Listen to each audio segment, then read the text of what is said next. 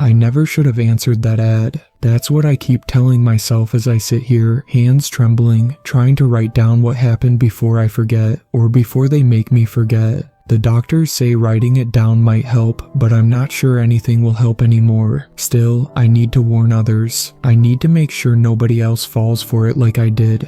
It started 3 weeks ago. I was drowning in student debt, behind on rent, and surviving on ramen noodles and tap water. My roommate had just moved out unexpectedly, leaving me with double the bills and half the income. I'd been scrolling through Craigslist for hours, desperate for any kind of quick money opportunity that didn't involve selling my organs. That's when I saw it. The ad was simple, almost too simple. Research participants needed for overnight fear response study. Compensation $5,000. Must be 18 plus, physically healthy, and willing to sign comprehensive waiver. No prior medical conditions. No cameras or electronic devices permitted during study. $5,000. The number blazed in my mind like a neon sign. That was enough to cover 2 months' rent and put a dent in my student loans. Sure, the lack of details was suspicious, but I'd done research studies before. Usually they just hooked you up to some machines, showed you scary movies, and measured your responses. Easy money. I should have noticed the red flags. No university affiliation, no ethics board contact information, no details about the research facility, but desperation has a way of blinding you to the obvious. I sent an email to the contact provided, trying to sound professional despite my eagerness. The response came within minutes, which should have been another warning sign. Most research coordinators take days to reply, but this one was waiting. They wanted to meet that afternoon at an upscale coffee shop downtown. The researcher introduced himself as Dr. Morgan. He was tall, well-dressed in an expensive charcoal suit that seemed somehow wrong for a research scientist. His smile never quite reached his eyes, which remained cold and calculating behind wire-rimmed glasses. As he spoke about the study, he kept fidgeting with an unusual ring on his right hand, a dark metal band with what looked like ancient symbols etched into its surface. "We're studying the human fear response in controlled environments," he explained, sliding a thick manila envelope across the table. "Our particular interest lies in how different individuals process sustained exposure to fear triggers. The compensation is significant because the experience can be intense." I nodded along, trying to look properly interested, while really just thinking about that $5,000. Dr. Morgan's voice had an odd quality to it, something almost hypnotic that made me want to agree with everything he said. He explained that participants would spend one night in a specially designed research environment, while being monitored by a team of experts. "Of course, you can leave at any time," he added, though something in his tone suggested otherwise, "but you'll only receive the full payment if you complete the entire 12-hour session." I should have asked more questions. I should have wondered why they needed such an extensive liability waiver for a simple overnight study. I should have been suspicious when he insisted I couldn't tell anyone where I was going for the next 48 hours, but all I could think about was how nice it would be to eat something other than ramen for a change. As I signed the final page of the contract, Dr. Morgan reached into his briefcase and pulled out an old brass pocket watch on a long chain. "You'll need this," he said, placing it carefully in my palm. "The facility is particular about timekeeping. Digital devices don't always function properly there." The watch felt unusually heavy, and when I opened it, I noticed the numbers were arranged counterclockwise. When I looked up to ask about it, Dr. Morgan was already standing, gathering his papers with efficient movements. "Be at this address by sunset tomorrow," he said, sliding a card across the table. "Wear comfortable clothes. Don't bring any electronics. No phone, no watch, no tablets. Nothing that requires batteries. The pocket watch will be all you need." As he turned to leave, he paused and looked back at me with an expression I still can't quite define. "Oh, and one more thing, try to get some sleep tonight. It might be your last chance for a while." I watched him walk away, the pocket watch growing inexplicably colder in my hand.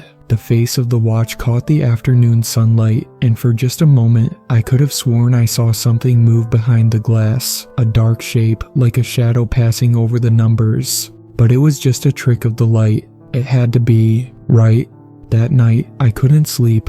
The pocket watch sat on my nightstand, ticking at what seemed like irregular intervals. Sometimes the seconds would drag out impossibly long, and other times they'd rush past in a blur. Around 3 a.m., I could have sworn it started ticking backward, but when I checked, everything looked normal. Well, as normal as a counterclockwise watch could look. The address Dr. Morgan had given me was for a location about 2 hours outside the city. I spent the morning getting ready, triple-checking the instructions and trying to ignore the growing sense of unease in my stomach. The contract was locked in my desk drawer, but I could still remember some of the more disturbing clauses. Participant acknowledges that exposure to sustained psychological stress may result in temporary or permanent alterations to perception of reality. The research team bears no responsibility for any temporal anomalies experienced during or after the study period. Participant agrees to undergo immediate psychological evaluation if requested by research team members at any point during the study. In the event of unexplained disappearance, participant waives all rights to investigation or legal recourse. I'd signed it anyway. $5,000 has a way of making you overlook things like temporal anomalies and unexplained disappearance. Following the instructions, I left my phone at home. It felt wrong, like leaving behind a lifeline. The pocket watch was my only connection to time now, and it seemed to be getting heavier with each passing hour. I took a bus as far as it would go, then caught a taxi for the remainder of the journey. The driver gave me an odd look when I told him the address. "You sure about that?" he asked, glancing at me in the rearview mirror. "Nothing out there but that old Blackwood place, been abandoned for years." But when we pulled up to the gates at sunset, the building was far from abandoned. The Victorian mansion loomed against the darkening sky, its windows glowing with warm light. A sign reading Blackwood Research Institute hung beside the gate, though the metal looked too new compared to the weathered stone pillars. Dr. Morgan was waiting at the front steps, still wearing that impeccable suit. Behind him stood two assistants in white lab coats, their faces oddly blank. They didn't blink enough, I noticed. Later, I would realize they didn't blink at all. "Right on time," Dr. Morgan said, checking his own pocket watch, identical to mine. "The others are already inside." Others? That was the first I'd heard of other participants. Inside, the contrast with the exterior was striking. While the outside looked weathered and ancient, the interior was pristine and modern. The walls were stark white, the floors polished to a mirror shine. But something was off about the dimensions. Hallways seemed to stretch slightly too long, and corners didn't meet at quite the right angles. In what appeared to be a conference room, 3 other people sat around a long table. They all looked as desperate as I felt. A college-age guy with glasses who introduced himself as Mike, a middle-aged woman named Regina who kept nervously adjusting her sweater, and a young man named David who hadn't stopped tapping his fingers since I walked in. "Now that everyone's here," Dr. Morgan began, "we can proceed with the final paperwork." One of the blank-faced assistants distributed packets of papers. These contracts were different from what I'd signed at the coffee shop. The language was more explicit, more disturbing. Participant acknowledges that perception of time may become non-linear. Physical manifestations of psychological stress may include, but are not limited to, bleeding from unlikely places, temporary aging, manifestation of childhood memories in physical form, and duplication of self. The research team cannot guarantee that all versions of the participant will survive the study.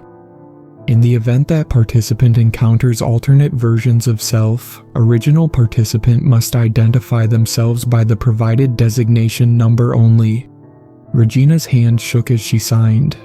Mike kept cleaning his glasses, though they weren't dirty. David's tapping had become more intense, almost frantic. I watched as my own hand moved across the paper, signing away rights I didn't even know I had. Dr. Morgan collected the contracts with that same cold smile. "Excellent. Now, if you'll follow Miss Price, she'll show you to the changing area. You'll need to put on the provided attire." The blank-faced assistant, Ms. Price, led us down one of those 2 long hallways. The pocket watch in my pocket grew colder with each step. When I checked it, the hands were spinning wildly, though Miss Price's watch seemed to be keeping perfect time. As we walked, I noticed something else. Our footsteps echoed normally, but Miss Price's made no sound at all. The changing room contained 4 identical white jumpsuits, each with a number on the breast pocket. Mine was 47, not 4, not 7, 47. I wondered how many others had worn these jumpsuits before us. As I changed, I caught a glimpse of myself in the mirror. For a moment, just a moment, I could have sworn my reflection was wearing a different number. When I looked again, it was 47, but my reflection's eyes seemed to be pleading with me. I looked away. I had to look away. That's when the true horror began. The jumpsuit felt wrong against my skin. Not uncomfortable exactly, but alive somehow, like it was breathing with me. The fabric seemed to shift and adjust on its own, and no matter how many times I tried to roll up the sleeves, they always fell back to their original position. Miss Price led us through another series of corridors. I tried to keep track of the turns, left, right, left, but soon realized we should have ended up back where we started. The building's layout defied basic geometry. Mike noticed too. I could see him mouthing the directions to himself, his face growing more confused with each turn. We stopped at what Miss Price called our observation rooms. Each door had a small window and a brass number plate that matched our jumpsuits. But as we walked past them, I noticed something odd. The numbers weren't sequential. My room, 47, was between rooms 13 and 189. These will be your private quarters for the duration of the study, Miss Price explained, her voice as empty as her eyes. Each room is equipped with basic amenities and monitoring equipment. You'll find your heart rate monitors on the beds. Please put them on immediately. The room itself was simple, a narrow bed with white sheets, a wooden chair, an old television set, and a full-length mirror on the far wall. But something about the proportions felt wrong. The ceiling seemed to get higher when I looked directly at it, and lower when I saw it in my peripheral vision. The heart rate monitor was a thick black band that clasped around my wrist with no visible fastening mechanism. As soon as I put it on, a green light began pulsing in sync with my heartbeat. The TV flickered to life without being turned on. Testing will begin in 1 hour, Miss Price announced. Please familiarize yourself with your surroundings. If you experience any unusual phenomena, use the red button by the door to report it. Do not attempt to remove the heart rate monitor. Do not ignore the television when it activates. Do not look into the mirror for longer than 30 seconds at a time. She left, her footsteps still eerily silent. The door clicked shut, and I heard multiple locks engaging. The first hour was deceptively quiet. The TV showed nothing but static, though sometimes I thought I could see faces in the snow. The heart rate monitor's green light was almost soothing in its rhythm. Almost. Then the testing began. It started with the temperature. The room became cold enough to see my breath, then hot enough to make me sweat, then cold again, all in the span of minutes. The TV's static began to form patterns, stick figures dancing, running, screaming without sound. A child's laugh echoed from somewhere above my room, but I was on the top floor. There shouldn't have been anything above me. The mirror began to change. At first, it was subtle. My reflection would move a fraction of a second too late, or its eyes would look in a slightly different direction. Then I noticed other reflections appearing in the background, shadowy figures that weren't there when I turned around. I heard Regina screaming from somewhere down the hall. Her voice sounded wrong, like it was being played backward. The scream cut off abruptly, replaced by the sound of something heavy being dragged across the floor. The heart rate monitor's light turned from green to red. My pulse displayed on its small screen, 150 BPM, 160 BPM, 200 BPM.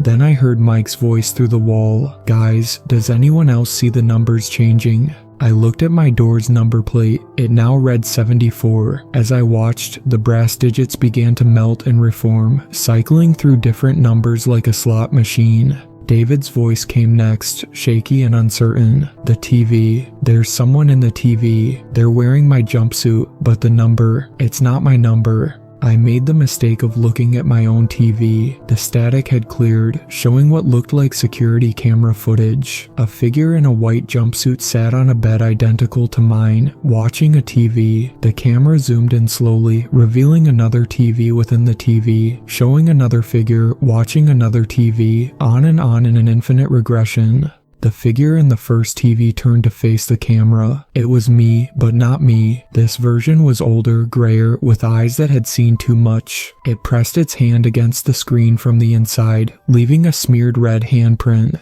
My heart rate monitor showed 250 BPM. That should be impossible. I should be dead. The lights flickered, and in the darkness between flashes, I saw them. Hundreds of tiny handprints appearing on the walls, the ceiling, the floor. Children's handprints, all in red.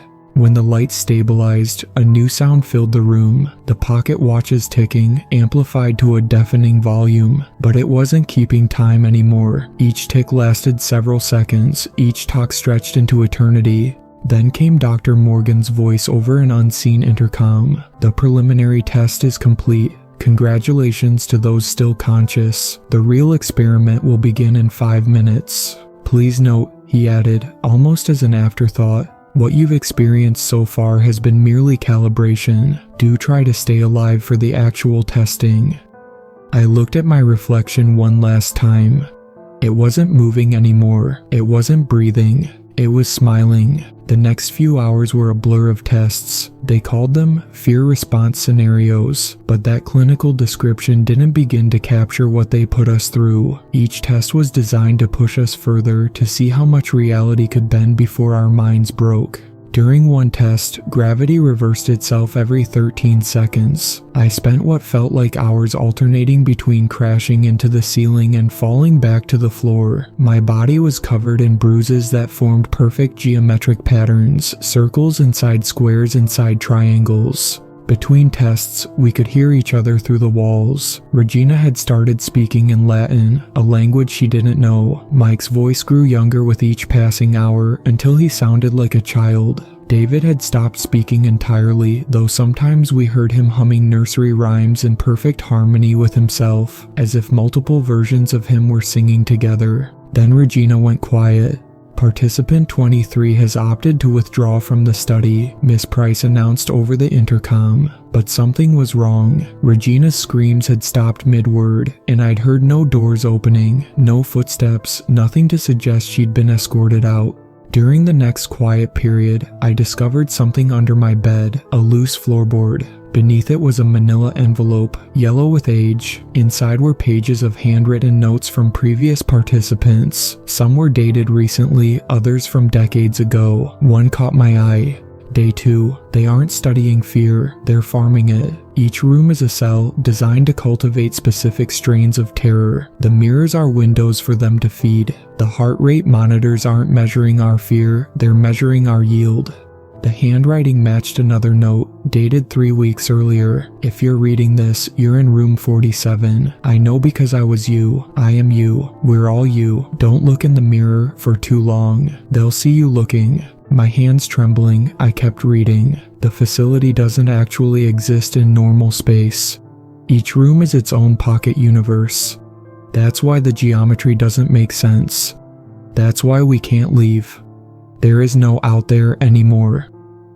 The final note was written in shaky letters, the paper stained with what looked like blood. I found my own body under the floorboards today. It was wearing my jumpsuit, my number, but I'm still here. How can I be here if I'm also... The rest was illegible, dissolved by water damage or something worse. A sharp tap at my door made me jump. Through the window, I saw Miss Price standing there, still as a statue, but something was different about her. Her lab coat was wet, dripping a dark liquid that hissed when it hit the floor.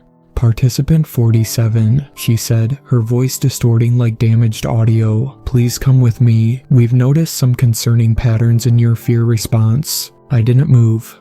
Participant 47, she repeated, but her mouth didn't match the words. It opened too wide, showing too many teeth. Final warning, come with me or we'll mark you as non-compliant. I thought about Regina's cut-off scream, about the notes under the floorboard, about my own body possibly buried beneath them. "If you don't open the door," Miss Price said, her face beginning to ripple like disturbed water, "we'll have to send in Dr. Morgan. You don't want that. Nobody wants that." The pocket watch in my jumpsuit suddenly grew burning hot. When I pulled it out, all the numbers had been replaced with a single word, repeated 12 times: run. I heard Mike screaming from his room, "Oh God, they're taking David, his face, what's happening to his face?" Miss Price's smile widened literally from ear to ear. "Last chance, participant 47. The doctor is coming. He's so eager to meet all of you, all the versions of you." Through the door's window, I watched in horror as Miss Price's skin began to peel away like wallpaper, revealing something dark and writhing underneath. Her eyes multiplied, covering her face like a spider's, all of them fixed on me. The heart rate monitor was beeping frantically now, its display showing impossible numbers: 300 BPM, 400 BPM, error, error, error. And then, somewhere in the building, a deep bell began to toll. The sound vibrated through my bones, through my teeth, through my soul. With each toll, the walls seemed to breathe, pulsing like a massive heart. Miss Price's voice came one last time, but it wasn't her voice anymore. It was something ancient, something hungry. "The harvest is ready. The doctor will see you now." The lights went out. In the darkness, I heard the sound of every door in the facility opening at once. And footsteps, heavy footsteps, coming closer. Dr. Morgan was coming to collect his harvest. In complete darkness, your other senses become heightened. I could hear everything. The wet sounds of Miss Price's transforming body outside my door, Mike's childlike whimpers echoing through the walls, and those footsteps, those terrible, measured footsteps, growing closer. The pocket watch ticked louder with each passing second, its rhythm matching the footsteps. Tick, step, tock, step. The sound seemed to come from everywhere and nowhere at once. I did the only thing I could think of. I dove under the bed, pressing myself against the cold floor. The loose boards creaked beneath me, and I felt something wet seeping through the wood. Something warm. The copper smell of blood filled my nostrils. Through gaps in the floorboards I saw light. Not the harsh fluorescent glare from above, but a sickly green glow emanating from somewhere below. I pressed my eye to one of the gaps and immediately wished I hadn't. Beneath the floor was a vast chamber, stretching impossibly far in every direction. Massive glass tanks lined the walls, each filled with that same green liquid. And floating in those tanks were people. No, not people. Versions of people. Each tank contained multiple copies of the same person in different stages of terror. Screaming, crying, clawing at the glass. I recognized some of them from the dates on the notes I'd found. And there was Regina, her body suspended in the nearest tank, eyes wide with horror. But it wasn't just one Regina. There were dozens of her, each experiencing a different nightmare. Some looked decades older, others barely more than children, all wearing that same jumpsuit with the number 23. The footsteps stopped outside my door. Participant 47, Dr. Morgan's voice had changed. It resonated at frequencies that made my teeth ache and my vision blur. "We know you've seen it now, the truth about our little operation. Don't you want to understand why?" I didn't answer, but the pocket watch betrayed me, its ticking growing louder until it seemed to shake the entire room. "Fear," he continued, "is the purest form of human energy, more powerful than electricity, more potent than nuclear fusion. But harvesting it, that's the trick. You need to cultivate it carefully, let it mature. That's what this facility does. We create infinite variations of fear, infinite versions of each participant, each experiencing their own personal horror." The door began to open with an agonizing creak. "Your particular strain has been exceptional," Dr. Morgan said, his footsteps entering the room. "Such a vivid imagination, such capacity for terror. You've generated more duplicates than any previous participant. Would you like to meet them?"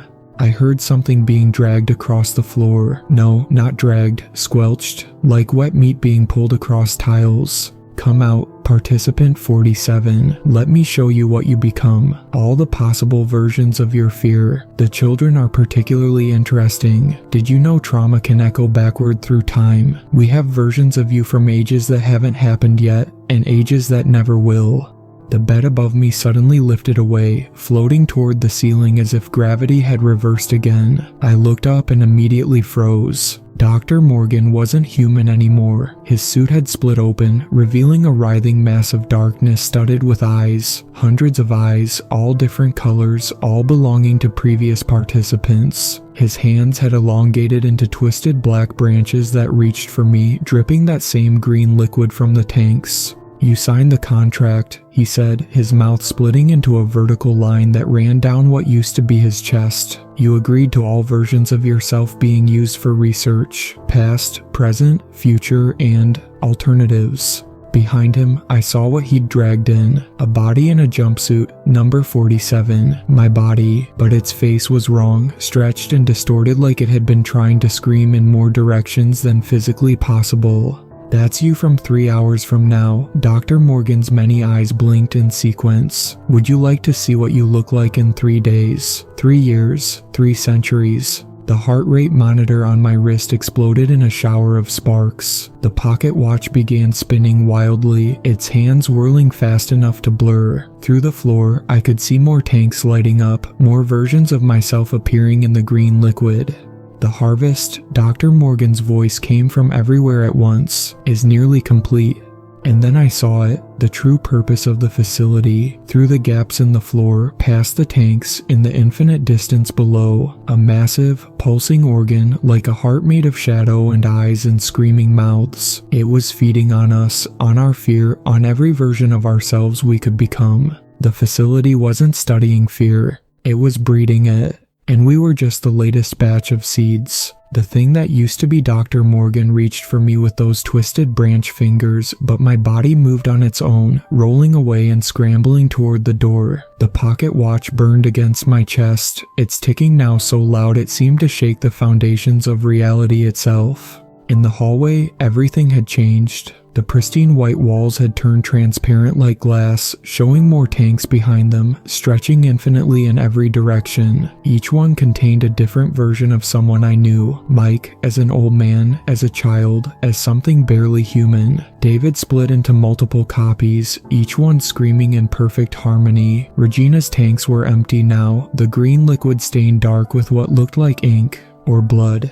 The others accepted their roles. Dr. Morgan's voice resonated from every surface. They understood the beauty of what we're creating here. Infinite fear, infinite energy, infinite versions of humanity experiencing every possible terror. I ran, my bare feet slapping against floors that felt increasingly organic, like running across raw meat. The corridor stretched and twisted, defying physics and geometry. Sometimes I was running on the walls, sometimes on the ceiling, sometimes through spaces that had no right to exist. Behind me, Dr. Morgan's laughter echoed. But it wasn't just his voice anymore. It was a chorus of every participant who'd ever been here, their screams and sobs harmonizing into something that might have been music in hell. I passed room 189 and saw David through the transparent walls. He was sitting cross-legged on his bed, but there were 5 of him, each slightly out of phase with the others. As I watched, they began to merge together, their flesh melting and reforming into something new, something wrong. I understand now, all the Davids said in unison, their voices overlapping like a broken record. We're not meant to leave, we're meant to become. Room 13 was worse. Mike was there, but he was aging backward and forward at impossible speeds, his body stretching and shrinking like taffy. His glasses melted into his face as he cycled through decades in seconds. When he saw me, every version of him spoke at once. They're not creating duplicates. They're finding all the versions of us that already exist. Every choice we never made, every path we didn't take. They're all here. They've always been here. The pocket watch suddenly grew so hot it burned through my jumpsuit. When I pulled it out, all the numbers had been replaced with tiny, screaming faces, my face, in various stages of horror. The hands of the watch had multiplied, spinning in different directions, measuring time in dimensions I couldn't comprehend. I turned a corner and froze. The hallway ahead was filled with mirrors, each one showing a different version of myself. But these weren't reflections, they were windows into other realities. In one, I saw myself taking a different job last summer. In another, I saw the version of me that never went to college. And in the center mirror, I saw the version that never answered that Craigslist ad. That version looked happy, normal, safe. It reached out through the glass, trying to warn me, but its mouth moved without sound. Fascinating, isn't it? Dr. Morgan's voice came from behind me. Every choice creates a split, a new version. But where do all those unused versions go? All those paths not taken. They come here. We collect them. We cultivate them. We perfect them. I turned to face him and immediately regretted it. His form had grown, filling the entire corridor. The eyes that studded his surface had multiplied, and I recognized them now. They weren't just from previous participants. They were from every possible version of every participant who had ever been or could be. Your other versions have already joined us, he said, gesturing with a limb that looked like it was made of twisted shadow and broken glass. Would you like to see? The walls rippled, and suddenly I was surrounded by myself. Hundreds of versions of me in jumpsuits, each bearing the number 47, each broken in their own unique way. Some were crying, some were laughing, some were frozen in eternal screams. Some looked decades older, others younger, some barely looked human anymore. You see, Dr. Morgan's voice came from all of them at once. You're already here. You've always been here. Every version of you that could exist, that might exist, that will exist. They're all part of the experiment, part of the harvest. One of my duplicates stepped forward. Its face was a mess of scars and its jumpsuit was stained with that green liquid from the tanks. I'm you from tomorrow, it said, its voice a raspy whisper. I'm what you become when you realize there's no escape. When you understand that time isn't linear here and that everything that can happen, will happen, has already happened. Another version spoke, this one barely more than a child. I'm you from 30 years ago, experiencing this same moment. We're all experiencing it, always, forever. The fear never ends because time never ends here.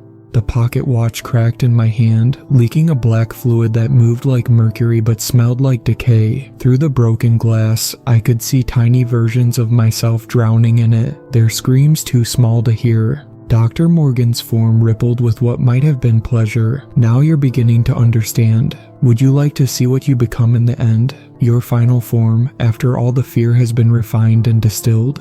He gestured to a tank I hadn't noticed before, larger than the others. Inside was something that might once have been human, its body twisted and transformed by countless iterations of terror. It wore a shredded jumpsuit with every possible number written on it, and its face was a window into pure, infinite horror. It was me. It had always been me. And somewhere in the facility, a bell began to toll, announcing the beginning of the next phase. The tolling bell shook the facility with each ring, and with each vibration, reality seemed to crack a little more. Through these cracks, I caught glimpses of other facilities, other experiments, other dimensions where different versions of this nightmare were playing out endlessly. My duplicates began to move in unison, forming a circle around me. Each wore the same jumpsuit, but their faces showed different stages of understanding, different moments when they'd realized the truth about the facility. You have a choice to make, they said in unison, their voices overlapping like a broken choir. The same choice we all made, the same choice we're all making, the same choice we will always make.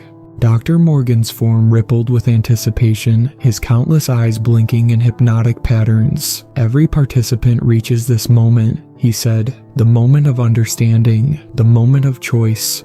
Through the transparent walls, I could see what had really happened to the others. Regina hadn't left the study, she'd become part of it. Her consciousness had been split across hundreds of tanks, each version experiencing a different flavor of fear. Mike's timeline had been shattered, spreading him across every possible age. And David had learned to exist in multiple states simultaneously, his fear multiplying exponentially with each division. The facility must be fed, Dr. Morgan continued, his vertical mouth splitting into smaller mouths that spoke in harmony. The fear must be harvested, but we need gardeners, caretakers, those who understand the process because they've lived it. One of my duplicates stepped forward, the one that claimed to be from tomorrow. Its face was a map of scars that seemed to writhe and change position when I wasn't looking directly at them. They'll offer you a position, it said, its voice raw from screaming. A chance to join the staff, to become like Miss Price, like all the others who came before, who chose to be part of the experiment rather than subject to it. Another duplicate spoke, this one barely more than a shadow wearing my face. But there's a cost. There's always a cost. To become staff, you have to let go of your humanity. You have to embrace every version of yourself at once. All the fear, all the pain, all the horror. It becomes your identity. The pocket watch in my hand had stopped ticking, but instead of numbers, its face now showed tiny windows into other realities, each one displaying a different version of what I might become. In one window, I saw myself in a lab coat, emotionless and empty, leading new participants to their doom. In another, I was something no longer human, my body transformed by years of exposure to the facility's impossible geometry. The choice is simple, Dr. Morgan said, his form continuing to expand until he filled every available space. Become one of us, a harvester, a keeper of fear, or become like them. He gestured to the tanks below, where countless versions of past participants floated in that sickly green liquid, their faces frozen in eternal terror. But here's what they don't tell you, my tomorrow self whispered, leaning close enough that I could smell the decay on its breath. Even if you choose to become staff, you never really escape. You just experience a different kind of horror, the horror of watching others go through what you went through, again and again, forever. The bells tolling reached a crescendo, and suddenly every surface in the facility became reflective. In each reflection, I saw a different choice I could make, a different path I could take. But all of them led to the same place, here, in this moment, facing this decision. Dr. Morgan extended what might have been a hand, though it looked more like a tear in reality itself. What is your answer, participant 47? Will you join us in our great work? Will you help us harvest the fear of all possible realities? The pocket watch cracked completely, spilling that mercury-like fluid across my hands. Where it touched my skin, I could feel every version of myself that had ever existed or would exist, all screaming in unison. Time is running out, my duplicates chanted, choose, choose, choose. But there was something they hadn't noticed, something that even Dr. Morgan, with all his eyes, hadn't seen. In the broken face of the pocket watch, beneath the writhing reflections of my possible futures, I saw something else, a truth so terrible it could shatter the very foundation of the facility. I saw what they really were, I saw what they were really doing, and I saw why they needed us to choose. The real horror wasn't what they were doing to us, the real horror was why they had to do it.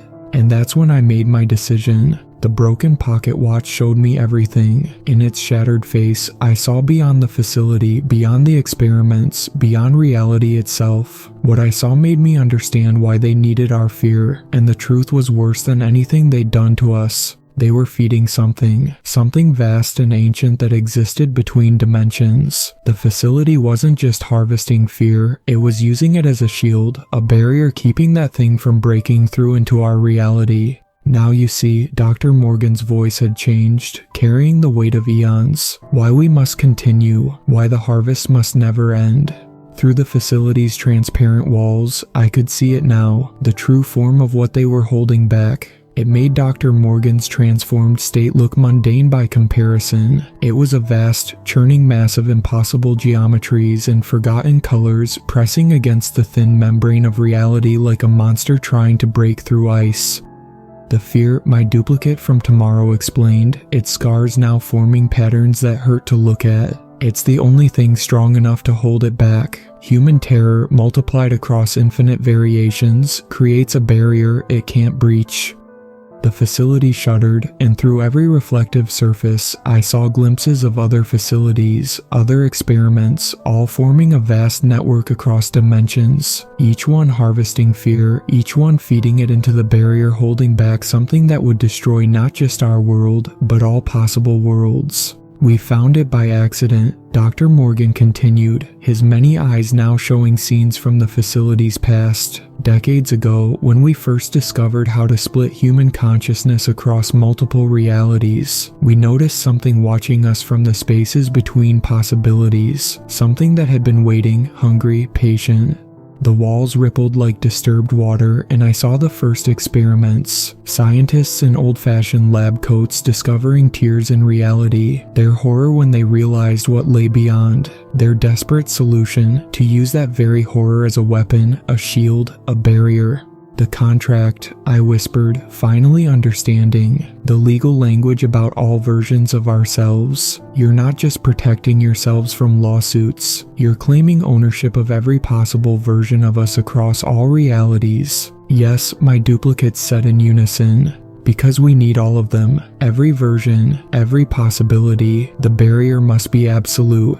Through the broken watch, I saw what would happen if the barrier failed. Reality itself unraveling, every possible world being consumed by something that didn't just kill, it rewrote the very rules of existence. Compared to that, the facility's horrors were merciful. The thing pressing against reality pulsed, and every reflective surface in the facility showed a different version of apocalypse. Worlds ending in fire, in ice, in darkness, in light too bright to comprehend. And behind each ending, that same vast presence, waiting to unmake everything that ever was or could be. So now you understand the choice, Dr. Morgan said, his form shifting to reveal the truth of what he had become. Not a monster, but a necessary evil, a guardian holding back something far worse. Join us in maintaining the barrier or become part of it. Those are the only options that preserve existence itself.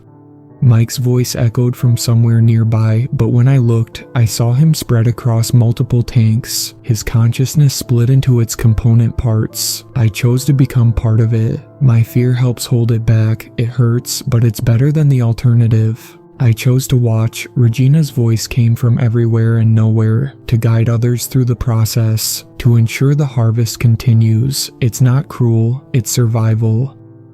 David's harmonious voices added, some of us chose both. All options must be explored. All possibilities must be used. The facility trembled again, and through the cracks in reality, I caught a glimpse of what the staff really were. Not people who had given up their humanity, but people who had sacrificed themselves to become living locks on a door that must never open.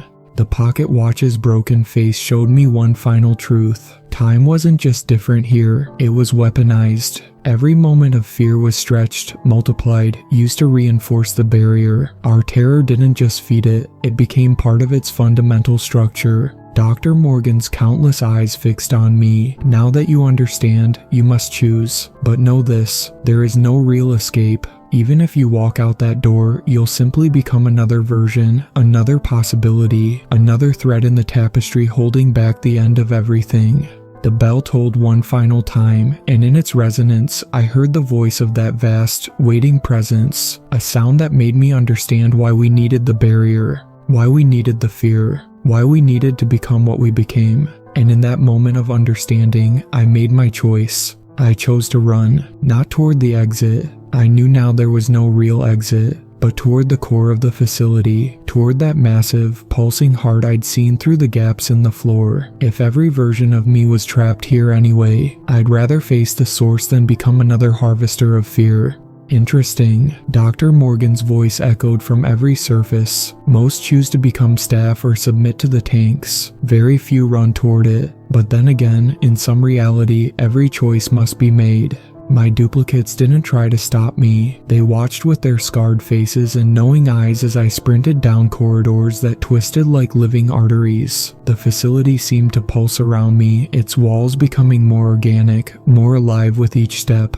The pocket watch's broken face leaked that black mercury-like substance, leaving a trail behind me that moved on its own, forming patterns that looked like written warnings in languages too old for humans to read. I passed more tanks, but these were different. They contained the original researchers, the ones who had first discovered what lay beyond reality. Their faces were frozen in expressions of revelation and horror, suspended in time at the exact moment they understood what they had found. Did you think we began as monsters? Dr. Morgan's voice followed me. We were scientists, explorers. We thought we were reaching into other dimensions, but we were really knocking on doors that should have stayed closed. The facility's layout stopped pretending to follow normal geometry.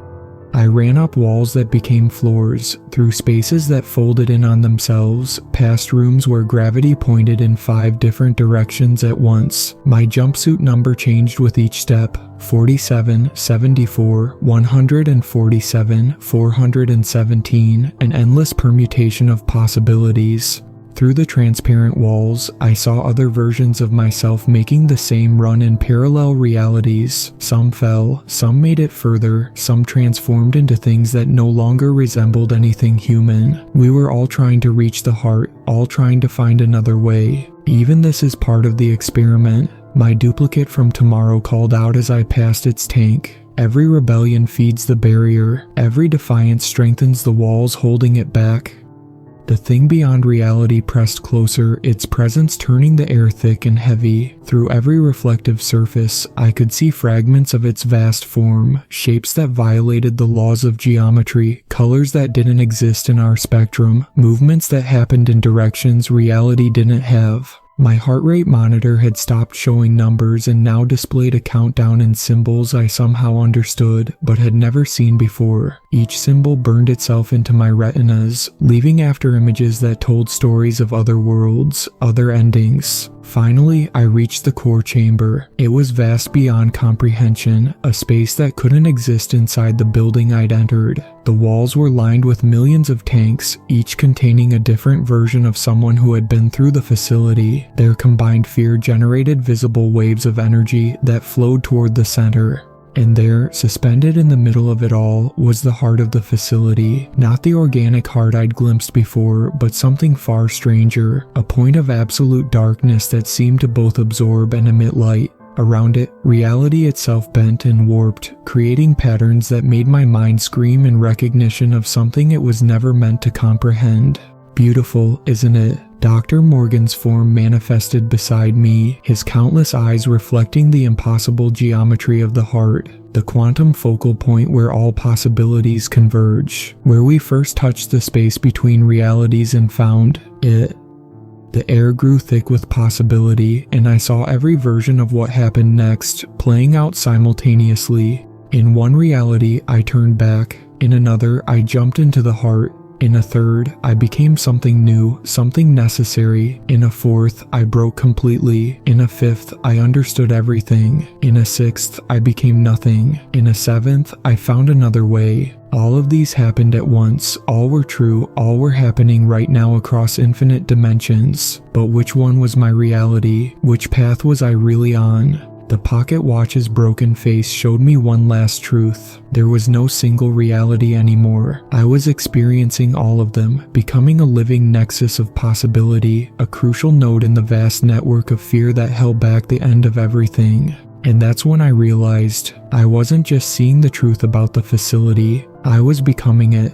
As I stood at the heart of the facility, experiencing every possible version of myself simultaneously, I finally understood why they'd chosen that specific amount, $5,000, 5,000 realities, 5,000 versions, 5,000 possible fates, all feeding into the barrier. The pocket watch had stopped leaking that black mercury and now hovered in front of me, its broken face showing not time, but truth. In its shattered reflection, I saw what I was becoming, what I had always been becoming from the moment I answered that ad.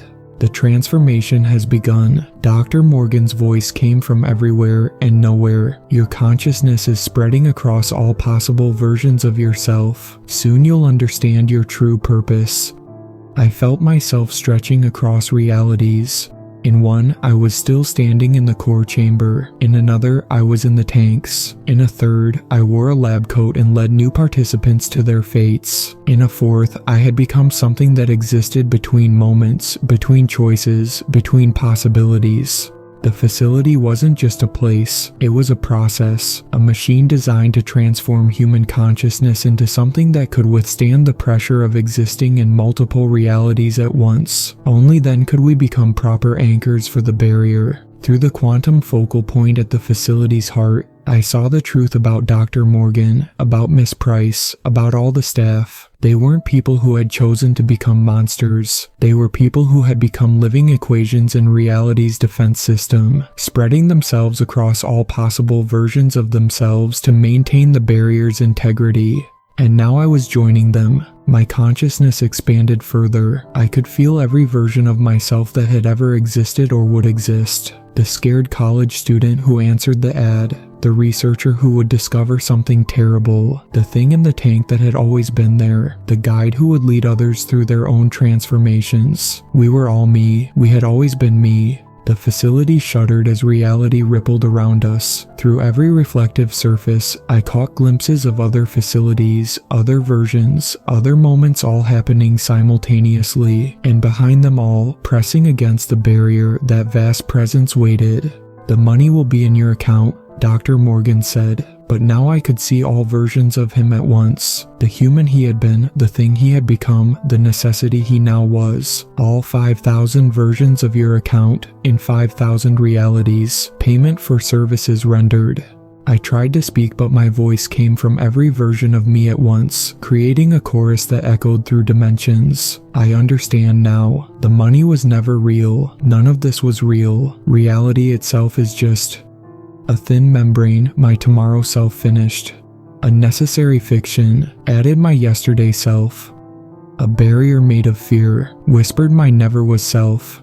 A shield of infinite possibilities, said my always had been self.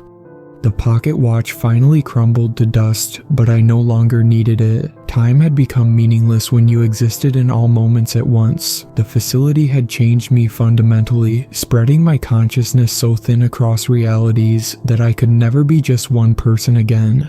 And now, as I write this warning, I do so from 1,000 different moments, through 1,000 different versions of myself. Some versions sit in quiet rooms, their hands shaking as they type. Others write from within tanks, their consciousness spread across the barrier. Still others have become part of the facility itself, their words emerging as patterns in the wall, as code in ancient computers, as whispers in the dark. If you're reading this, it means you're already part of it. You're already experiencing one of the infinite possibilities that make up the barrier. Maybe you're the version that walks away. Maybe you're the version that answers the ad. Maybe you're the version that becomes something else entirely. But remember this, that Craigslist ad is still out there, in every reality, offering $5,000 for one night of your time. And in every reality, someone answers it. Someone signs the contract. Someone takes the pocket watch. Someone makes the choice. Because someone has to. The barrier must be maintained. Reality must be protected. And fear must be harvested. After all, it's not just a job. It's every job, in every reality, forever. And somewhere, in some version of myself, I'm still there, in that facility, making that choice for the first time, again and again and again.